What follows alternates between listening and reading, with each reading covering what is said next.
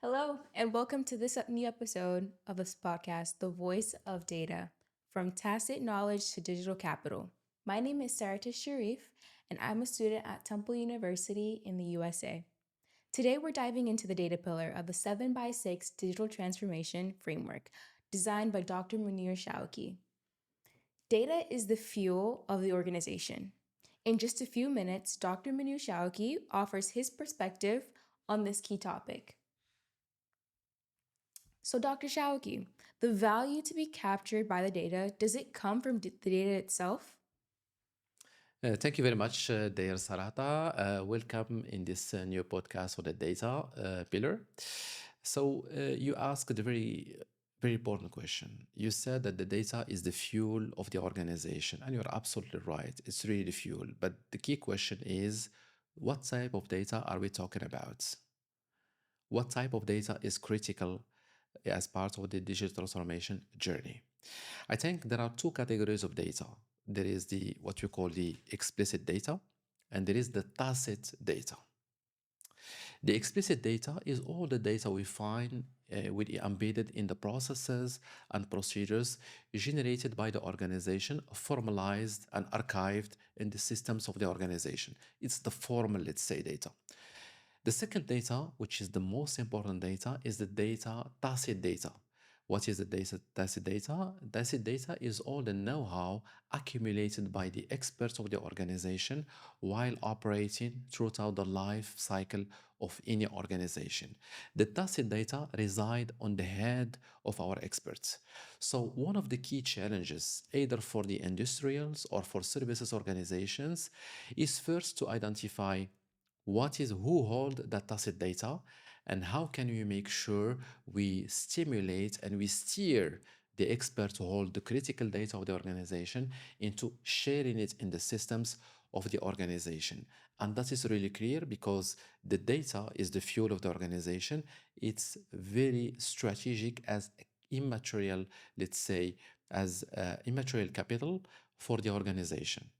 It's really very important. It's a capital, let's say, an asset, strategic asset of an organization. Now, knowing where it is, how do we codify it, how do we share it within an organization is really critical as part of it. Of course, I'm not going to talk about the nature of the data. I'm not going to talk about the security, the integrity of data. These are, I'd say, a must-have of any organization, ensuring that the confidentiality, the integrity of data is preserved. And we can see that with all the cyber security issues we are facing, the world is facing today. How critical is it? The security and the confidentiality and the integrity of the data should be in the systems. But this is something, let's say, technical, can be fixed as part of the IT policy of an organization. But what is really critical, and it's very hard to challenge today, to fix today, is the tacit knowledge of the data, the innovative use cases. We can use the tacit knowledge and the explicit knowledge to create value for the organization, a non-tangible value for the organization. So I think the data, fuel of the organization, and tangible capital of the organization is a must for any organization. I would say more importantly for the services, because it rely on the know-how of the consultants, of the experts we have in the organization, than for the product organization. But we'll see a good example of product to services transformation, why it's important for two. Thank you for this great perspective. How can we capture the data and reinforce the intangible capital of the organization simulated by digital transformation, in your opinion? Excellent. A vast and very important topic. How do we do that? I mean, there is no miracle, let's say, a formula, no miracle formula to do that. But there are, let's say, a point, general guidelines, and I would like to give them by talking about a concrete example of a project I worked with when I was in Europe, working in Europe and North America in the past. So, when I was working for a big corporations at the past, we had at a certain time to operate. It's an industrial organization operating in the telecom industry, and we had a certain time to do operate a certain transformation from product to services transformation to capture the value in the services and services solution in your businesses. That transformation from the industry into the services, I have been asked actually by our management to lead a team within the organization, a cross-functional team, and think about working on three different work streams to set in place what we call the corporate university, services corporate university for the organization. To set in place that project, I have been assigned to work in three work streams: workforce management, knowledge management, and change management work stream, because we wanted to transform to the services business. So it required cultural change, and it required change management, of course. So the first thing we started with is the workforce management, which is understanding across all our organizations globally. Okay, we were operating in many countries across 4 continents, is to do a kind of inventory of our experts in our organization. Who are, to answer the question, who are our experts within organization? Exactly. And to do this kind of workforce management, we had to qualify and assess our resources in two different skill sets: hard skills and soft skills with the performance dimensions. Hard skills and soft skills. So we have done an inventory of our resources, our services or resources, with the two dimensions, hard skills and soft skills, which help us to do a kind of cartography about who are our experts in per area, in per technology and per product line. Second thing came to the knowledge management. So the knowledge management, we have been asked, of course, okay, all those experts, they are working in telecom projects across many countries. How can we gather, consolidate the knowledge, the intangible knowledge generated by these resources while operating and deploying telecom projects in our countries? So we had to think about a knowledge management system to set in place. So our advisory project was first to say we have done a benchmark of the best tools. We have benchmarked against McKinsey, against IBM, to see who are the best corporations that use the knowledge management systems. And we have as well worked to know what type of system would be suitable to us. As part of that knowledge management, we say, okay, if we wanted our experts to share the knowledge, to collaborate, we had to put a database somewhere, and we ask them at the end of every telecom project, you need to do a kind of lesson learned. So what we have learned from that project is every expert, for example, from Irish country or from the UK or France or whatsoever our country of our operation, they finish a telecom project, they put a kind of lesson learned, they put it in a way which is logical for them as engineers. Okay, and anybody that access the database, if they didn't understand something, they pick up their phone and call that expert or deploy a project, for example, in Ireland, and ask him, okay, what was, I didn't understand the lesson learned you have done for that project. And in order to avoid that, we said, okay, asking people to share their knowledge, it's not enough. You need to put the right way, what we call the data taxonomy. We call it data taxonomy is a way of structuring the data.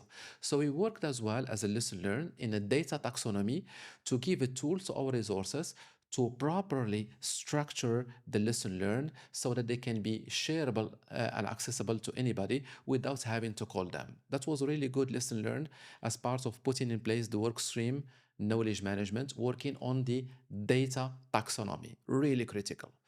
The last work stream we worked with is a change management. If we wanted actually the people to adopt new services mindset, which is customer first mindset, that was really very important, the customer first mindset, we needed actually to accompany that by a solid change management project process so that we can anchor the new behaviors. Because when we do products and industries, and we do the services, actually it's not the same mindset. Exactly. It's not the same way of dealing with the customers.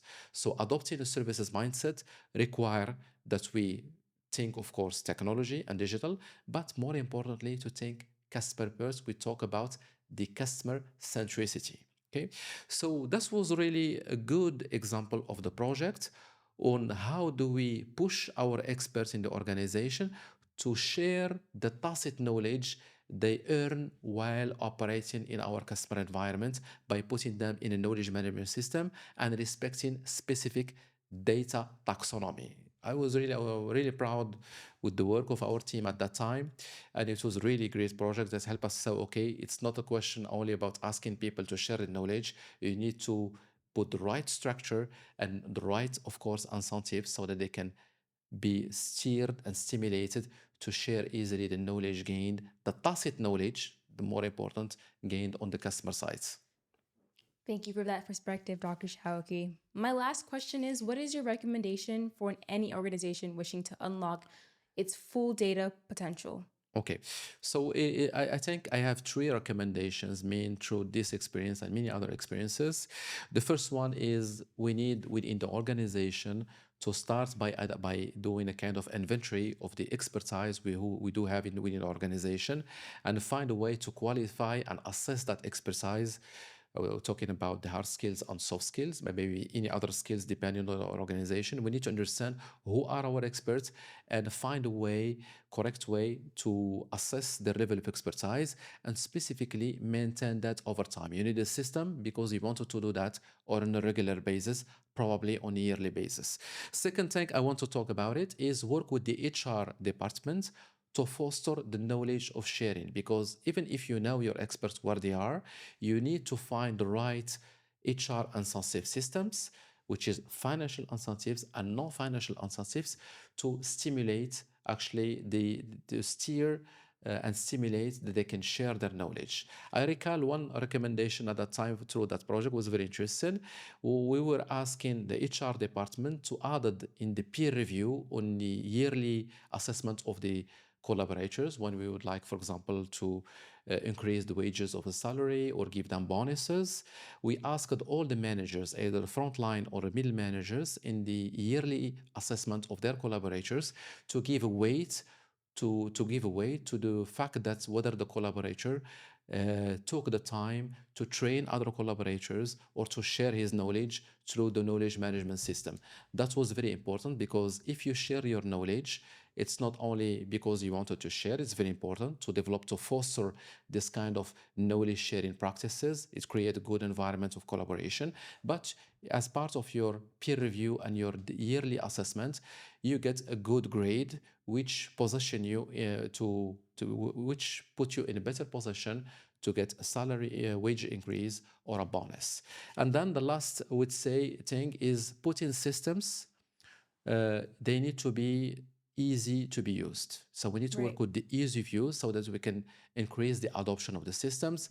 Knowledge management system, for example, working on the data taxonomy and structure of the data is really very important. It requires some time, but it's better if we lose time while building the system, which is more customer or collaborator oriented, so that we can ease the adoption in the mid to long term. Thank you. Thank you for this perspective. To sum up, data is the fuel of organization, and a special attention must be given to capturing tacit data. Thank you so much. Thank you, Sarata.